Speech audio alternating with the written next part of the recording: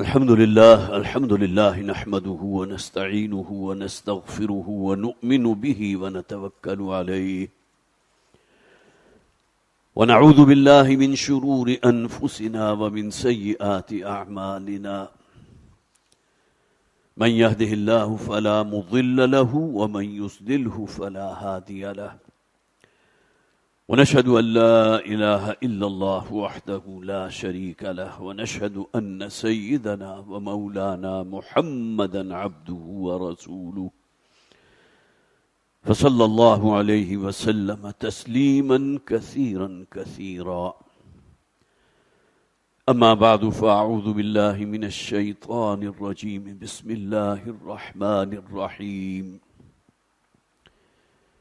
يا أيها الذين آمنوا اتقوا الله حق تقاته ولا تموتن إلا وأنتم مسلمون واعتصموا بحبل الله جميعا ولا تفرقوا واذكروا نعمة الله عليكم إذ كنتم أعداء فألف بين قلوبكم فأصبحتم بنعمته إخوانا وَكُنْتُمْ عَلَى شَفَا حُفْرَةٍ مِّنَ النَّارِ فَأَنْقَذَكُم مِّنْهَا كَذَلِكَ يُبَيِّنُ اللَّهُ لَكُمْ آيَاتِهِ لَعَلَّكُمْ تَهْتَدُونَ صدق اللہ العظیم رب اشرح لي صدری ويسر لي أمری واحلل عقدة من لسانی يفقهوا قولی اللهم ألهمنا رشدنا وأعذنا من شرور أنفسنا آمین یا رب العالمین۔ حضرات سورہ آل عمران کے بالکل وسط میں 3 آیات جن کے بارے میں چند باتیں میں نے پچھلی مرتبہ مجموعی طور پر عرض کی تھی کہ اصلاً یہ ایک 3 پوائنٹ ایجنڈا ہے جو اللہ تعالیٰ نے ہمیں عطا فرمایا۔ آغاز ہوا یا ایھا الذین آمنوا، میں اور آپ مخاطب ہیں ان آیات کے، اور اللہ کا بڑا فضل ہے، کرم ہے کہ ہم مسلمان ہیں، ہمیں شعور ہے، خاص طور پر جو حضرات دین کے ساتھ کچھ نہ کچھ وابستگی ان کے اندر موجود ہے، جمعے کا احترام ہے، جمعے کے لیے خاص طور پر تذکیر بالقرآن جو اصل منشا ہے خطاب جمعہ کا، اس کے لیے حاضر ہوتے ہیں۔ لیکن یہ بہرحال دوسری تلخ حقیقت ہے کہ بڑی عظیم اکثریت وہ ہے کہ جس کا دین سے تقریباً نہ ہونے کے برابر تعلق ہے، اور سب سے بڑی انڈیکیشن اس کی یہی ہے کہ جمعے کے ان اوقات میں آپ جا کر اپنے بازاروں کی گہما گہمی کو دیکھ لیجئے، ٹریڈنگ بھی ہو رہی ہے، دکانیں بھی کھلی ہوئی ہیں، اور جتنی بھی ایکٹیویٹیز ہیں اس کے اندر کہیں کوئی تسلسل میں کوئی آپ کو رکھنا نظر نہیں آتا، جبکہ سب کو معلوم ہے کہ جمعے کے دن کی اہمیت، اور خصوصاً یہ اوقات اذا نودی للصلاة من یوم الجمعة فاسعوا الى ذکر اللہ وذروا البیع، حکم ہے ہر قسم کا کاروبار دنیاوی ختم کرو، جیسے ہی تمہاری کانوں میں آواز آئے، ندا اذان کی آواز کے لب کو اللہ کی یاد کی طرف، جمعے کی طرف، تو تمہیں ہر نوع کا کاروبار چھوڑ دینا چاہیے۔ بہرحال میں نے ذکر کیا تھا یہ 3 آیات جو بہت ہی خوبصورت ہیں، اور خاص طور پر ایک میسج ہمارے لیے، 3 پوائنٹ ایجنڈا۔ ان میں سب سے پہلی آیت جس پر پچھلی مرتبہ گفتگو ہوئی تھی، ذہن میں تازہ کر لیجئے، یا ایھا الذین آمنوا اتقوا اللہ حق تقاتہ، اہل ایمان اللہ کا تقوی اختیار کرو جتنا کہ تقوی اختیار کرنے کا حق ہے، ولا تموتن الا وانتم مسلمون، اور تمہیں موت نہ آنے پائے مگر فرما برداری اور اسلام کی حالت میں۔ کسی حد تک تفصیل میں نے پچھلی مرتبہ بیان کی تھی، لہٰذا اس کے اعادہ میں نہیں کر رہا، صرف ایک یاد دہانی ہے کہ کہیں ایسا نہ ہو کہ ہماری زندگی کا آخری دور لہو و لعب کے اندر، فسق و فجور کے اندر، مختلف مشاغل کے اندر، جس کا ذکر ایک حدیث میں ہے، ایک شخص جو ہے نیک اعمال بھی کرتا ہے، پوری زندگی اس نے بہت سی نیکیاں کمائی، لیکن اس کی زندگی کا آخری دور اگر فسق و فجور میں، لہو و لعب میں، لغویات کے اندر بسر ہوا تو پھر اس کا معاملہ جو ہے انجام کے اعتبار سے بہت دردناک ہے۔ اللہ نہ کرے کہ ہمارا شمار ان میں ہو، لیکن وَلَا تَمُوتُنَّ إِلَّا وَأَنْتُمْ مُسْلِمُونَ کو خاص طور پر ہائی لائٹ کیجئے کہ ہمیں اپنے ایک ایک لمحے کو گارڈ کرنا ہے کہ مبادا کوئی لمحہ اللہ کی معصیت میں بسر نہ ہو، فسق و فجور میں نہ گزرے، لہو و لعب میں نہ گزرے۔ اس لیے کہ اسی حالت میں یا اس دور میں اگر موت آ گئی تو وہ موت پھر فرما برداری والی موت نہیں ہے، نافرمانی والی موت ہے۔ اور یہ ممبر کے 3 سیڑھیوں کی طرح یہ پہلی سیڑھی ہے، اتقوا اللہ حق تقاتہ، جس کا تعلق انفرادی طور پر ہر شخص کے ساتھ ہے۔ جو تمہارا دائرہ کار ہے، جو دائرہ اختیار ہے، جہاں اللہ نے تمہیں کسی اعتبار سے کوئی اختیار دیا ہے، ہمارا اپنا جسم، ہمارا گھر بار، گھر کی 4 دیواری، آپ کسی ادارے کے فرما رواں ہے تو آپ کے نیچے جو آپ کی رعیت ہے وہ بھی اسی ذیل میں آئے گی، جہاں جہاں آپ کا اختیار ہے۔ تو اس دائرے میں رہتے ہوئے تو کم سے کم اللہ کے تقوی پر کاربند رہو، اور خاص طور پر موت کا تصور، وَلَا تَمُوتُنَّ إِلَّا وَأَنْتُمْ مُسْلِمُونَ۔ چونکہ پچھلی مرتبہ گفتگو ہو چکی تھی اس آیہ مبارک پر، اب آئیے اگلی آیت کی طرف، بہت اہم آیت۔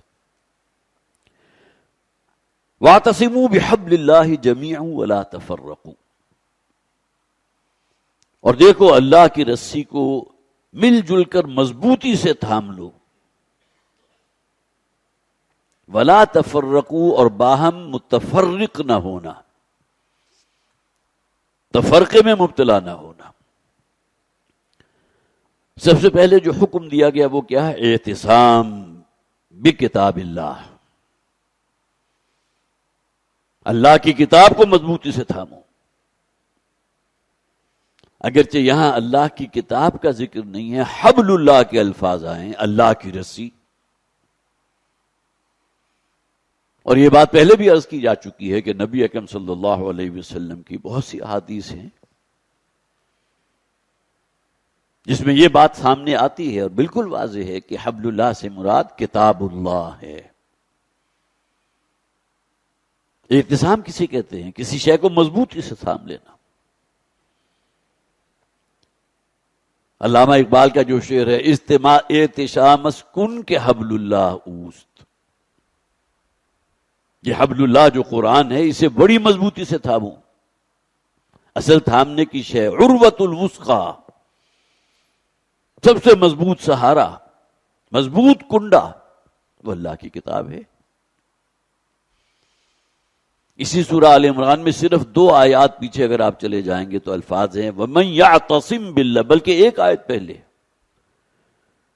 وَكَيْفَ تَكْفُرُونَ بِاللَّهِ وَأَنْتُمْ تُتْلَى عَلَيْكُمْ آيَاتُ اللَّهِ وَفِيكُمْ رَسُولُهُ، کیسے ممکن ہے کہ تم اللہ کا کفر کرو جبکہ تمہیں اللہ کی آیات پڑھ کر سنائی جا رہی ہیں۔ وَفِيكُمْ رَسُولُهُ، اور تمہارے درمیان اللہ کے رسول بنفس نفیس موجود۔ وَمَن يَعْتَصِمْ بِاللَّهِ فَقَدْ هُدِيَ إِلَىٰ صِرَاطٍ مُسْتَقِيمٍ، تو جو شخص بھی اللہ کے ساتھ چمٹ جاتا ہے، مضبوطی سے پکڑ لیتا ہے اللہ کو، کس معنی میں؟ اللہ کی کتاب کو۔ آیت نمبر 101 کا اختتام ان الفاظ پر ہو رہا ہے، وَمَن يَعْتَصِمْ بِاللَّهِ فَقَدْ هُدِيَ إِلَىٰ صِرَاطٍ مُسْتَقِيمٍ، اور آیت نمبر 103 وَاعْتَصِمُوا بِحَبْلِ اللَّهِ جَمِيعًا وَلَا تَفَرَّقُوا۔ اس زمن میں خاص طور پر 3 آیات، 3 احادیث جو ہیں وہ آپ کے لیے ایک تذکیر کا درجہ رکھیں گی، بہت سے حضرات پہلے بھی سن چکے ہوں گے۔ ایک حدیث ہے حضرت علی رضی اللہ تعالی عنہ سے مروی، جہاں حضور نے فرمایا ان قریب ایک بہت بڑا فتنہ تم پر مسلط ہوگا۔ صحابہ کی طرف سے سوال کیا گیا اس سے بچ نکلنے کا راستہ کیا ہے؟ کوئی شخص اپنے آپ کو محفوظ رکھنا چاہتا ہو اس فتنے سے تو اسے کیا کرنا چاہیے؟ تو حضور نے فرمایا کتاب اللہ، اللہ کی کتاب، اس کے ساتھ تمسک، اعتصام اشکن کے حبل اللہ، مضبوطی سے پکڑو اللہ کی کتاب کو. تو وَاعْتَصِمُوا بِحَبْلِ اللَّهِ جَمِيعًا وَلَا تَفَرَّقُوا، تو پہلی حدیث میں تو گویا کہ حضور نے اس حدیث میں بیان فرما دیا ہوا حبل اللہ المتین، یہ قرآن ہے اللہ کی مضبوط رسی. دوسری حدیث حضرت عبداللہ ابن مسعود رضی اللہ تعالیٰ عنہ کی روایت ہے، جس میں وہ فرماتے ہیں کہ اللہ کے رسول نے ارشاد فرمایا القرآن حبل اللہ الممدود من السماء الى الارض، یہ قرآن اللہ کی وہ رسی ہے جو آسمان سے لے کر اور زمین تک تنی ہوئی ہے. زمین پر رہنے والی مخلوق اس میں ٹاپ پر ہے انسان، اس کا رابطہ اللہ سے اگر ہو سکتا ہے تو اس قرآن، اس رسی کے ذریعے ہو سکتا ہے. حبل اللہ الممدود، اللہ کی وہ رسی جو تنی ہوئی ہے، من السماء الى الارض، آسمان سے زمین تک. اور تیسری حدیث حضرت جبیر ابن مطعم رضی اللہ تعالی عنہ، صحابہ رسول میں سے ہیں، اور یہ روایت جو ہے طبرانی میں موجود ہے، اور بہت ہی خوبصورت واقعہ ہے جس میں نبی اکرم صلی اللہ علیہ وسلم اپنے حجرت سے جب باہر تشریف لائے تو آپ نے دیکھا کہ بہت سے صحابہ جو ہیں موجود ہیں، گفتگو ہو رہی ہے، قرآن پر مذاکرہ ہو رہا ہے، درس و تدریس ہو رہی ہے، تعلیم ہو رہی ہے. تو اس موقع پر حضور کی طبیعت کے اوپر ایک بڑی بشاشت اور انبساط کی کیفیت ہوئی. کون لوگ تھے جو سامنے بیٹھے ہوئے تھے؟ صحابہ، حضور کے دست و بازو، اور حضور کی پکار پر لبیک کہنے والے. تو حضور نے اسی کیفیت میں ان سے خطاب فرمایا، الستم تشہدون اللہ الہ الا اللہ وانی رسول اللہ الیکم وان ھذا القرآن جاء من عند اللہ، کیا تم لوگ اس بات کی گواہی نہیں دیتے کہ اللہ کے سوا کوئی معبود نہیں؟ توحید. اور میں اللہ کا فرستادہ ہوں، رسول ہوں اللہ کا. وانی رسول اللہ علیکم، جو اللہ نے تمہاری طرف بھیجے. اور یہ قرآن جو ہے ان ھذا القرآن جاء من عند اللہ، یہ قرآن اللہ کے پاس سے آیا ہے، کلام ہے اللہ کا. تو جو ہونا چاہیے تھا، صحابہ کرام نے فوراً جواب دیا بھلا یا رسول اللہ، کیوں نہیں اللہ کے رسول، ہم نے گواہی دی ہے اس بات کی، ہم گواہ ہیں اس بات پر کہ اللہ کے سوا کوئی معبود نہیں ہے، اور آپ اللہ کی طرف سے فرستادہ ہیں، رسول ہیں، اور یہ قرآن اللہ کی طرف سے آیا ہے. تو اس پر نبی اکرم صلی اللہ علیہ وسلم نے بہت خوبصورت الفاظ ہیں، فرمائے فَأَبْشِرُوا، اب خوشخبری مناؤ، تمہارے لیے تہنیت ہے، مبارکباد ہے. آگے الفاظ کیا ہیں؟ ان ھذا القرآن طرفہ بایدیکم وطرفہ بید اللہ. بارہا اس حدیث کا حوالہ آیا ہے عام مفہوم کے اعتبار سے، لیکن الفاظ نوٹ کیجئے. یہ قرآن وہ شے ہے کہ جس کا ایک سرا تمہارے ہاتھ میں ہے، دوسرا سرا اللہ کے ہاتھ میں ہے. وَمَا إِنِ اعْتَصَمْتُمْ بِهِ لَن تَضِلُّوا أَبَدًا، اور اگر تم اس قرآن کے ساتھ اعتصام کی روش اختیار کرو گے، اسے مضبوطی سے تھام لو گے، اس سے چمٹ جاؤ گے، تو کبھی گمراہ نہیں ہوگے. اب یہاں گویا کہ کوئی شک باقی نہیں رہا کہ یہاں حبل اللہ سے مراد قرآن حکیم ہے. وَاعْتَصِمُوا بِحَبْلِ اللَّهِ جَمِيعًا وَلَا تَفَرَّقُوا. اب دیکھیں یہاں تفرقے کا ذکر آ گیا، اس لیے کہ بہرحال یہ معاملہ رہا، پہلی امتوں میں بھی رہا. فَخَلَفَ مِن بَعْدِهِمْ خَلْفٌ أَضَاعُوا الصَّلَاةَ وَاتَّبَعُوا الشَّهَوَاتِ فَسَوْفَ يَلْقَوْنَ غَيًّا. نبی اور رسول کے اس دنیا سے تشریف لے جانے کے بعد جو بعد میں جو قومیں تھیں وہ باہمی اختلافات میں بھی مبتلا ہوئی ہیں، نمازوں کو انہوں نے ترک کر دیا، خواہشات نفس کی بندگی میں مبتلا ہو گئے، اور ان قریب ان کا انجام بہت برا ہونے. فَسَوْفَ يَلْقَوْنَ غَيًّا، وہ تو ڈالے جائیں گے ایک بہت گہری کھائی کے اندر، جہنم کی کھائی. تو یہاں جو خاص طور پر نشاندہی کی گئی وَلَا تَفَرَّقُوا، اس بات کو ذہن میں رکھیے، اگر قرآن کو مضبوطی سے تھامو گے کہ تو فرقہ ہوگا ہی نہیں۔ قدر مشترک تو قرآن ہے نا۔ تو فرقہ کہاں پیدا ہوتا ہے؟ جہاں اپنا عقول، اپنا فلسفہ، اپنی منطق جو ہے قرآن حکیم اور سیرت مطہرہ صلی اللہ علیہ وسلم اس سے تجاوز کر جاتی ہے، چھوٹی چھوٹی باتوں کو ایشو بنا کر جو ہے الگ جماعت بندیاں ہو جاتی ہیں، اور پھر بڑے بڑے فتنے اس وہاں سے نکلتے ہیں۔ اختلاف رائے کے حوالے سے کوئی اس میں اختلاف نہیں، اگرچہ وہ حدیث ہے یا نہیں لیکن عام طور پر پیش کی جاتی ہے، اختلاف امتی رحمت، میری امت کے درمیان اگر کسی معاملے میں اختلاف پیدا ہوا ہے تو یہ تو رحمت کا مظہر ہے، لیکن اگر یہی اختلاف بڑھ کر مخالفت کی شکل اختیار کر دے، دوسرے کو لیٹ ڈاؤن کرنا مقصود ہو، میں اور ہوں وہ اور ہے، من دیگرم تو دیگری، مساجد کے اوپر ٹھپے لگ جائیں، یہ فلاں مسلک کی مسجد ہے، یہ فلاں مسلک کی مسجد ہے، اس مسلک کا جو پیروکار ہے وہ یہاں نہیں آ سکتا، اور اگر آ بھی جائے تو بڑی عجیب نگاہوں سے اسے دیکھا جاتا ہے۔ تو اگر قرآن حکیم کے ساتھ اپنے آپ کو جوڑو گے تو اس کا لازمی نتیجہ یہ نکلے گا کہ تفرقے سے اللہ تمہیں محفوظ رکھے گا۔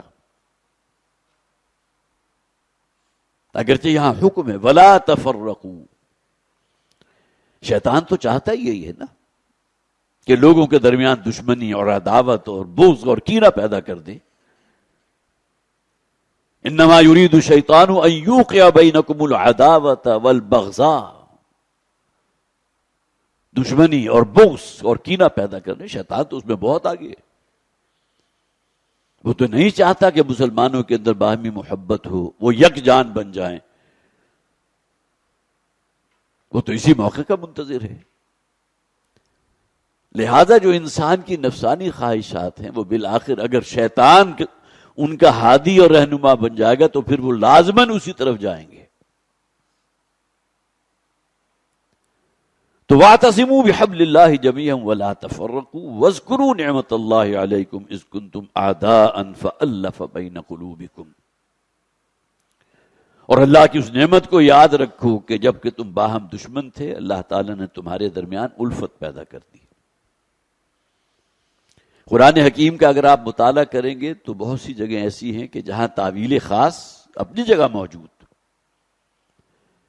کہ یہاں ذکر ہو رہا ہے ان لوگوں کا جو مکہ کے رہنے والے تھے۔ حضرت عمر رضی اللہ تعالیٰ عنہ گھر سے نکلے تھے ننگی تلوار ہاتھ میں لے کر، معاذ اللہ حضرت نبی اکرم صلی اللہ علیہ وسلم کو شہید کرنے کے ارادے سے، سب کو معلوم ہے۔ اور اس کے بعد یہی عمر تھے کہ جو اپنی اس تلوار کو اپنی گردن میں لٹکا کر حضور کی خدمت میں حاضر ہوئے، حلقہ بگوش اسلام ہو گئے۔ تفصیل سے وہ واقعہ آپ حضرات کے علم میں بھی ہوگا کہ ان کی اپنی بہن تھی فاطمہ بنت خطاب، یہ عمر ابن خطاب ہیں، تو فاطمہ بنت خطاب تھے کہ جن کی عظیمت اور کوہ گراں جیسا ایک رویہ، انہوں نے حضرت عمر رضی اللہ تعالیٰ عنہ کی تقدیر کو بدل دیا۔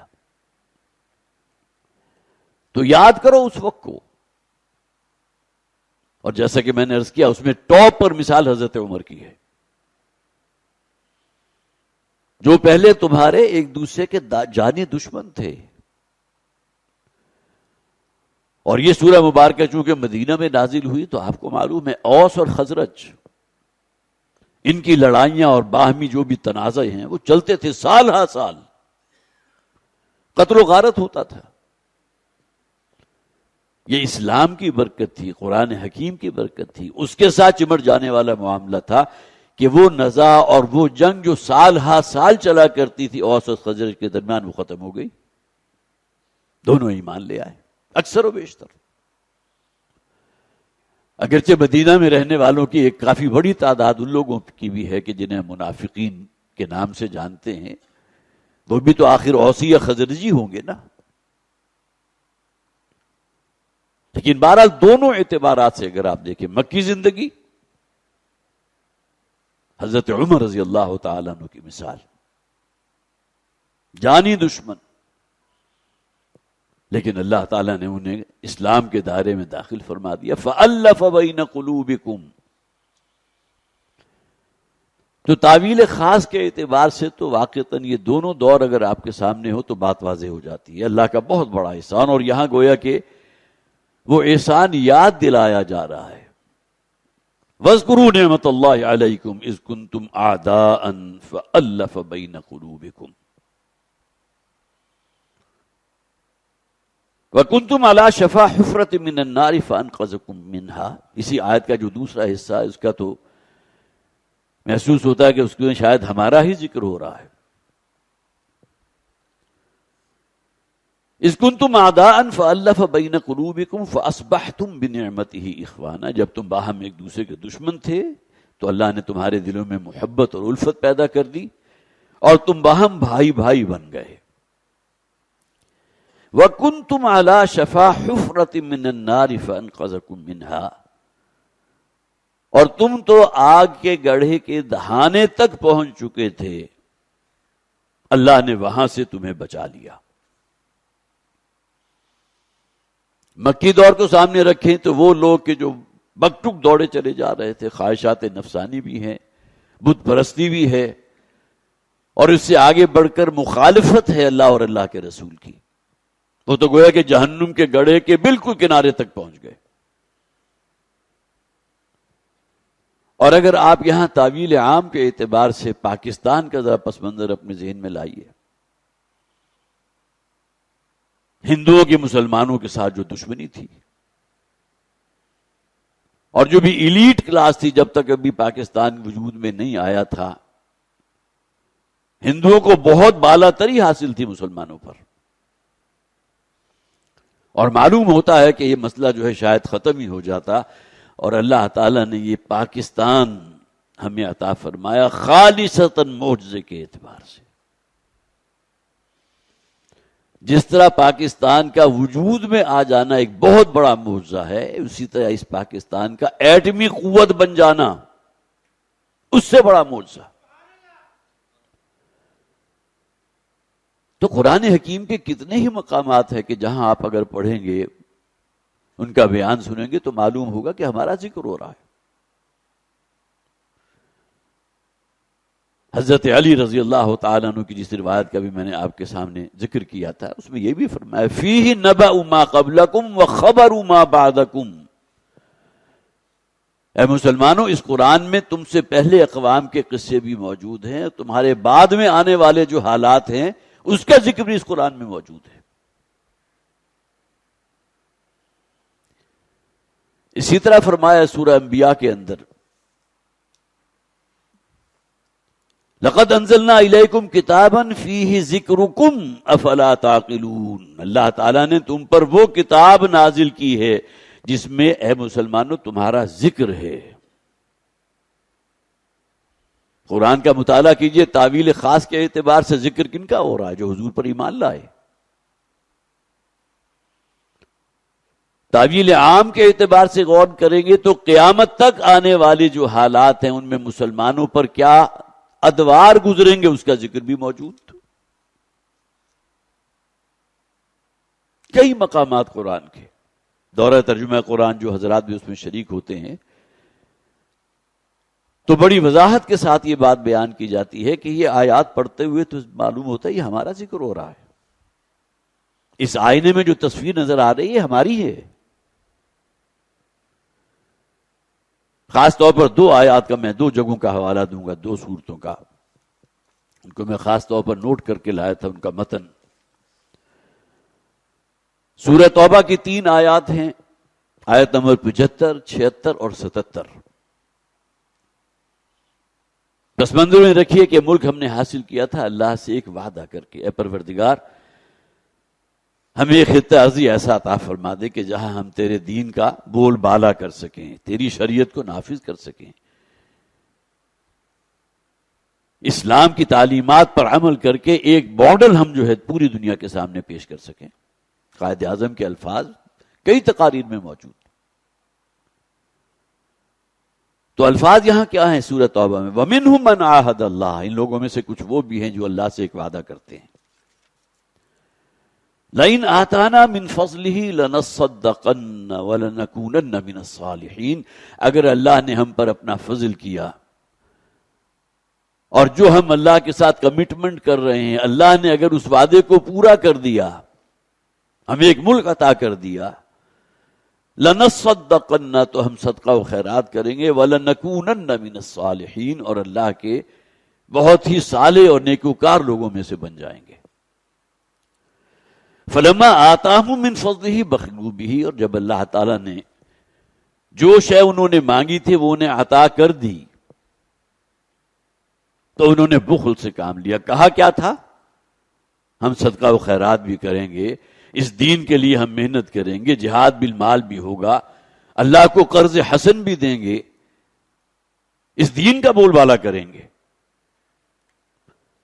لیکن جب اللہ تعالیٰ نے ان پر انعام فرمایا اور وہ ملک انہیں عطا کر دیا، اب صرف بین السطور میں رکھیے کہ جو جیسا کہ میں نے عرض کیا تھا کہ بہت سے مقامات کو پڑھتے ہوئے محسوس ہوتا ہے ہمارا ذکر ہو رہا ہے۔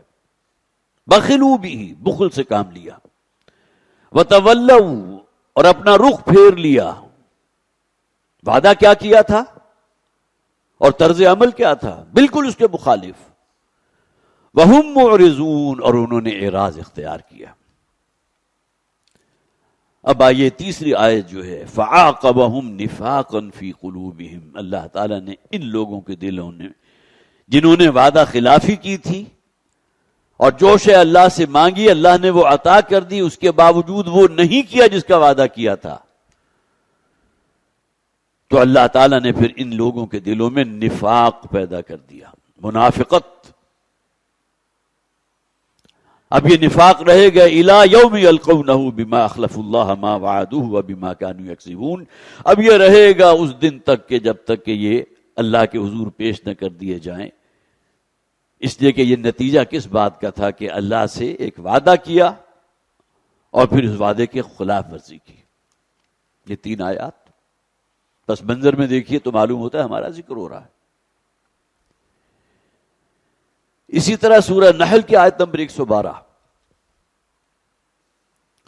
ضرب اللہ مثلا قریۃ کانت آمنۃ مطمئنۃ، اللہ تعالیٰ ایک شہر کی، ایک بستی کی مثال بیان کرتا ہے، ایک قریہ کی مثال کہ جہاں کے رہنے والے بڑے پرامن تھے، یاتیہا رزقہا رغدا من کل مکان، اور انہیں جو رزق حاصل ہوتا تھا وہ ہر چہار طرف سے، بڑی زرخیز زمین پاکستان کی، اور کیسے کیسے معدنی ذخائر یہاں موجود۔ وہ تو آج ہم پر واقف ہوا نا کہ سونے کے ذخائر، تانبے کے ذخائر، اسی طرح لیتھیم ہے یا کوئی اور چیز ہے اس کے ذخائر، جتنے وسیع ذخائر یہاں پاکستان اور افغانستان میں موجود ہیں، پوری دنیا میں کہیں نہیں۔ تو یہاں اللہ تعالیٰ فرما رہے ہیں یاتیہا رزقہا رغدا من کل مکان، بہت زرخیز زمین ہے، ہر چہار طرف سے برکتیں نازل ہو رہی ہیں، ایسا ملک عطا کیا، اس کی مثال دی جا رہی ہے۔ فکفرت بانعم اللہ، اس ملک کے رہنے والوں نے پھر اللہ کی ناشکری کی، ان تمام نعمتوں کے جواب میں شکر گزاری پیدا ہونی چاہیے تھی، کفران نعمت کیا۔ فَأَذَاقَهَا اللَّهُ لِبَاسَ الْجُوعِ وَالْخَوْفِ بِمَا كَانُوا يَصْنَعُونَ، تو اللہ تعالیٰ نے بھوک اور خوف ان پر مسلط کر دیا ان کے ان کرتوتوں کی وجہ سے جو انہوں نے کیا تھا۔ ہونا تو یہ چاہیے تھا کہ اللہ کے شکر گزار بندے بنتے، یا جو وعدہ اللہ سے کیا تھے اس کی طرف کم سے کم کوئی قدم تو آگے بڑھاتے۔ سود جیسی لعنت جس طرح ہماری پاکستانی معیشت کے اندر، اس کے بے خوبن کے اندر بنی ہوئی ہے، جس سے بڑا حرام کوئی شے نہیں۔ فَأَذَنُوا بِحَرْبٍ مِّنَ اللَّهِ وَرَسُولِهِ، الفاظ قرآن کے یہ ہیں کہ جو شخص بھی سودی لین دین اور یہ کاروبار نہیں چھوڑتا تو اللہ اور اللہ کے رسول کے اس کے خلاف اعلان جنگ ہے۔ معاشرت دیکھیے تو بے حیائی ہے، عریانی ہے، فحاشی ہے، جس تیزی کے ساتھ یہ اژدہا اور عفریت آگے بڑھ رہا ہے، معلوم ہوتا ہے کہ جو یہ اس قسم کی جو بھی خرافات مغربی ممالک میں تھی تو پاکستان اس سے پیچھے نہیں رہے گا۔ تو یہ ہے اصل میں ناشکری والی روش۔ فکفرت بانعم اللہ،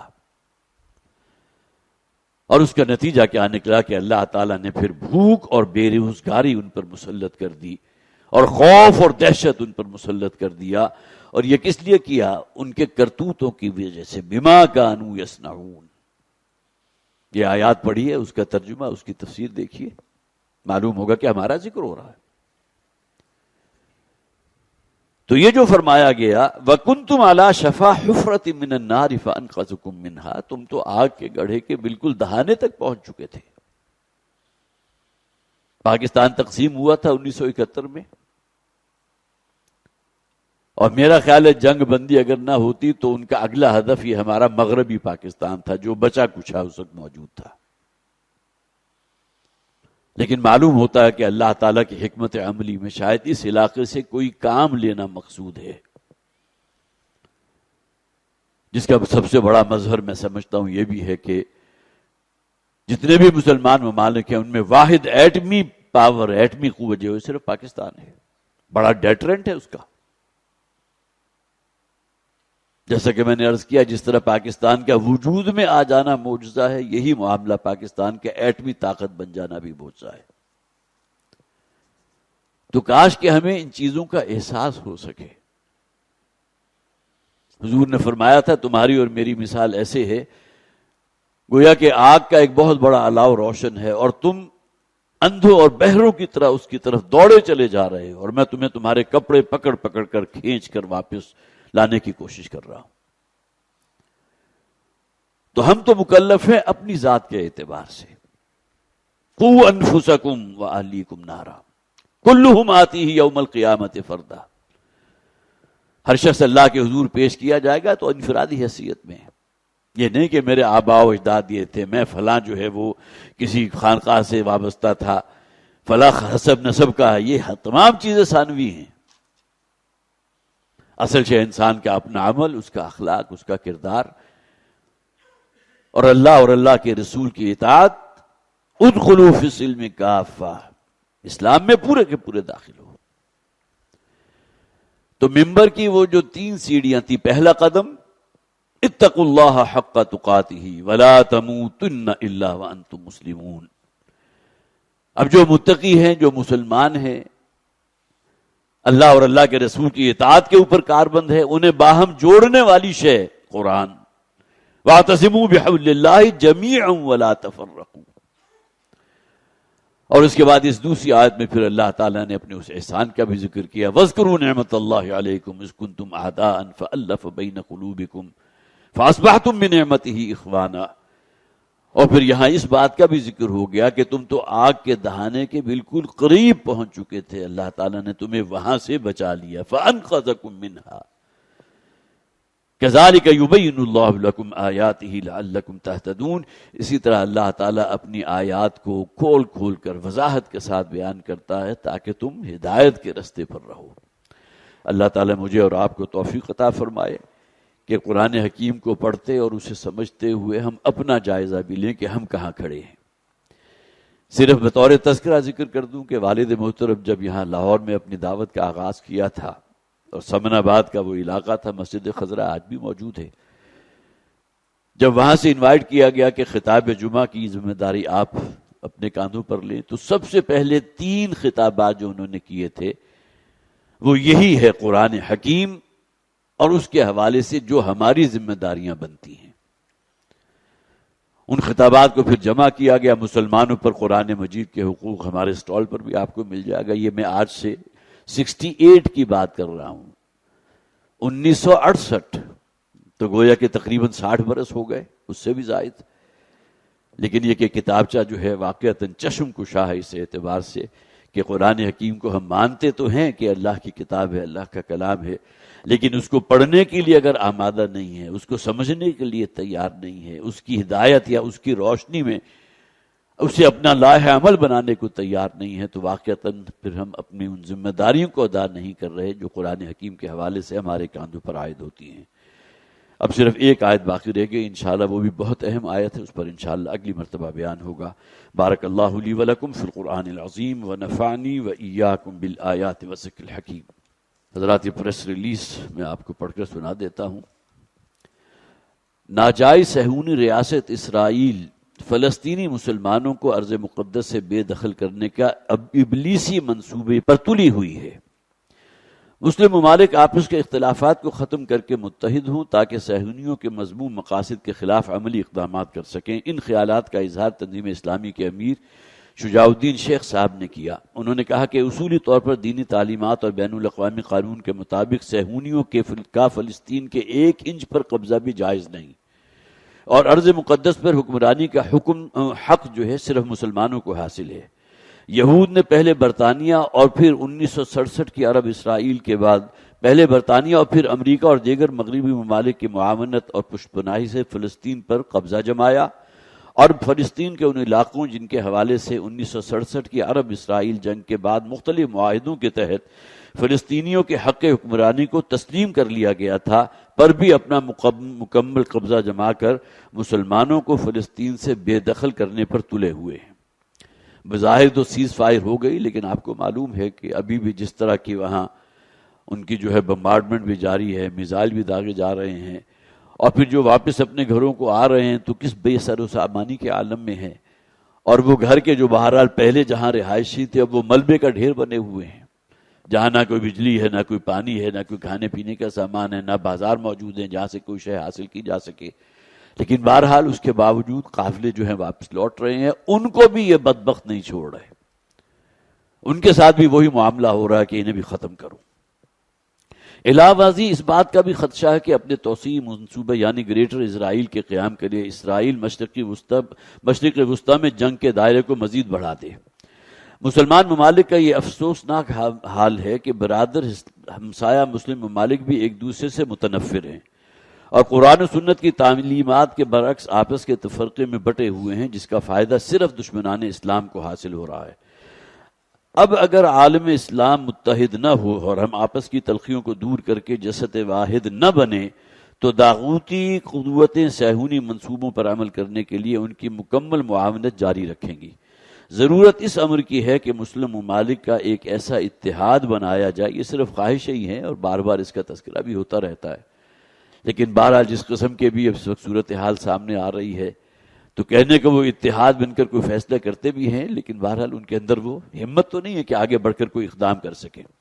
اور جیسا کہ میں نے پہلے بھی عرض کیا تھا، واحد اگر کوئی ایٹمی نیوکلیائی قوت ہے تو وہ صرف مسلمان ممالک میں پاکستان ہے، لیکن وہ بھی اپنے جیسے آپ کہیے کہ بالکل منہ بند کر کے بیٹھا ہوا ہے۔